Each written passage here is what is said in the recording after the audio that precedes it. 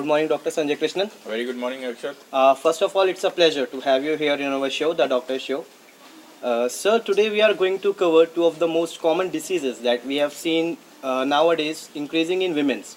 That is the ovarian cyst and the uterine fibroid.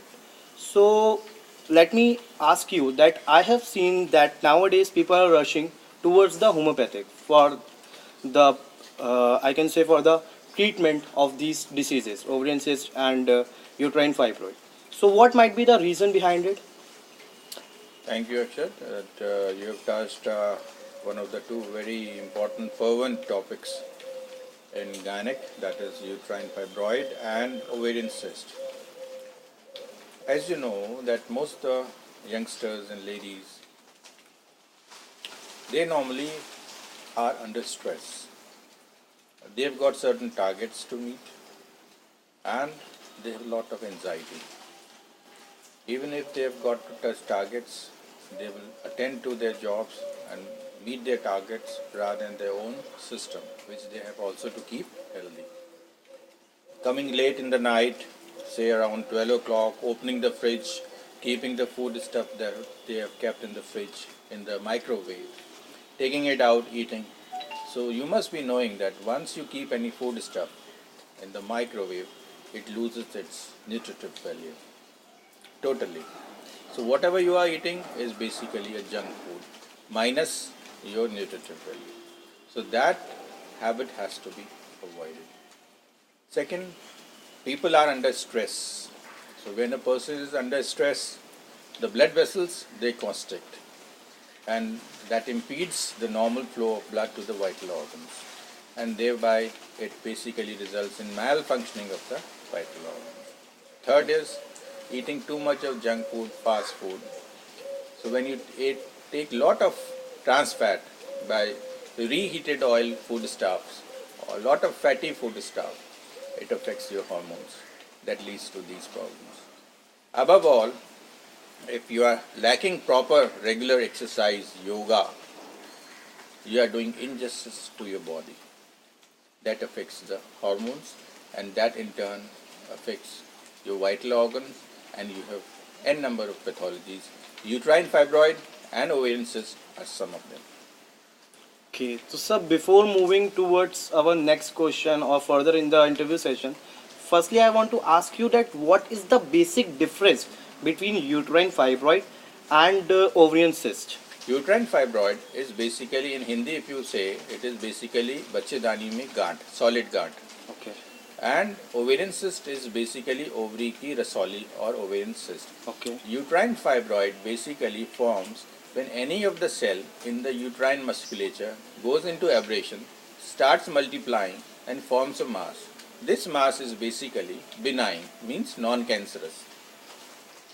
Whereas in ovarian cyst, you have when the follicle basically it sheds off the egg during the menstrual cycle, and because of any circumstance, if the follicle is not able to release the egg, the fluid inside the follicle is entrapped, and if it increases in volume, that basically leads to formation of ovarian cyst. If we talk about the various types of uterine fibroids, then we can say that there is one inner lining of the uterus, right? So it can be submucosal. There is outer lining of the uterus which we call as subserosal fibroid. Then sometimes we come across fibroids which have a peduncle. We call it pedunculated fibroids. Sometimes we have fibroids in the internal musculature of the uterine wall which we call as intramural. Okay. So all these fibroids basically affects the normal functioning of the uterus. Okay. Anything which is a foreign body in the body has to be taken care of. This is what I would say. Okay. I'm sure this going to be a very informative video for our viewers. Definitely. Sir, we have came to know from our sources that you have treated many cases of ovarian cyst and uterine fibroid with the help of homeopathy. Please illuminate this. Yeah, it's very true that I have come across so many cases of uterine fibroid and ovarian cyst. And the basic is when such patients come to me and I just go for the ultrasound and basically When I go for the ultrasound, then normally there are certain fibroids which come in the ultrasound. Normally I go for the treatment after proper checkup, and after about 2 months I found that the size of the uterine fibroid starts regressing, and after about 5 or 6 months completely gone. So this is basically an evidence-based study which I have done, and I have ultrasounds of such patients of uterine fibroids and ovarian cysts which I have successfully dealt with. Such ladies who come to me, they often complain of pelvic pain, lower abdominal pain, lumbago, low back pain, sometimes nausea or something heavy in the lower part of the uterus, sometimes feeling as if they have lot of pain along with excessive menstruation. These are some of the signs and symptoms basically which such type of patients normally complain of.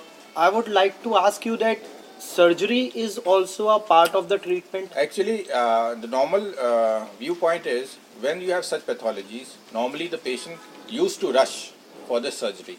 But of late, I have come across n number of patients who have come to me and who have been successfully dealt with. And the ultrasound has shown normal ultrasound after treatment Without surgery. without surgery. Oh, that's really great to know, sir. Uh, Sir, I would like to ask you that what is PCOD, that is polycystic ovarian disease. PCOD is basically an acronym for polycystic ovarian disease. Yeah. Ladies or girls who have Okay. high level of androgens basically end up having lot of hair on the face with acne or sometimes insulin imbalance and lot of obesity. Such patients have also been dealt with, and the ultrasound has come out to be normal. What they need to do is to modify their lifestyle, their dietary habits, regular exercise and yoga. Combination of all these along with the treatment has gone a long way in making them healthy. PCOD is basically a kind of hormonal disorder. It's basically a hormonal disorder. Basically, you have multiple cysts in the ovary. Basically, it affects the normal functioning of the ovaries. Okay. So, sir, does homeopathy also helps in excessive bleeding control during menstruation? Yes, we have very good hemostatic medicines in homeopathy, and ladies and girls who have come with excessive menstruation or metorrhagia or menorrhagia, we have successfully dealt with such patients. Hemostatic here means humo means blood and static means control. Yes, definitely. Thank you, sir. It's really a very informative session, and I'm sure that viewers are going to get the information. And before going to the end of the video, we always have a advisory section. So, sir, I would like to ask you that would you recommend any advice for the teenagers who are suffering from the problems like obesity, acne, pimples on the skin, like problems like these that most commonly Very well said, Akshat. And I come across young girls and school-going children who have lot of acne, graying of hair, premature graying of hair, premature falling of hair, obesity, lot of anxiety, such issues. So these can be very well be dealt with homeopathic treatment. And in fact, if you have a lot of oily, greasy skin, that is because of the excessive functioning of the sebaceous gland, which secretes a sebum-like thing on the skin, comes on the surface, which is a greasy material, attracts a lot of dust, and dust is basically loaded with bacteria. So here comes the acne. You need to modify your diet, have a lot of fibers, go for regular exercise, yoga, de-stress yourself by laughing a lot, going for a walk, be in the lap of nature, and like this you can lead a healthy lifestyle. Have lot of fruits, lot of vegetables, lot of fibers, and shun sugar, shun fast food, junk food, shun artificial beverages which are there in the market. Thank you, sir. Before ending, I would like to ask you that we have seen that now teenagers are mostly rushing towards the cosmetics. Does cosmetics harm the skin? Anything which is artificial is definitely going to be harmful, is not going to be part of the nature. My advice to the youngsters is, if you want to just decorate your lips, go for the beetroot juice, eat it, drink it, and apply the juice on your lips. It makes us red and you are healthy. Thank you. This was Dr. Sanjay Krishnan, and I'm sure that it is going to be a very informative video for all the youngsters like me. I have given all the details of Dr. Sanjay Krishnan in my previous video, and if in case you people have any doubt, I have given the further details in the description box. Now, Please don't forget to like our channel, subscribe our channel, and share the video as much as you can in order to create a healthy environment everywhere.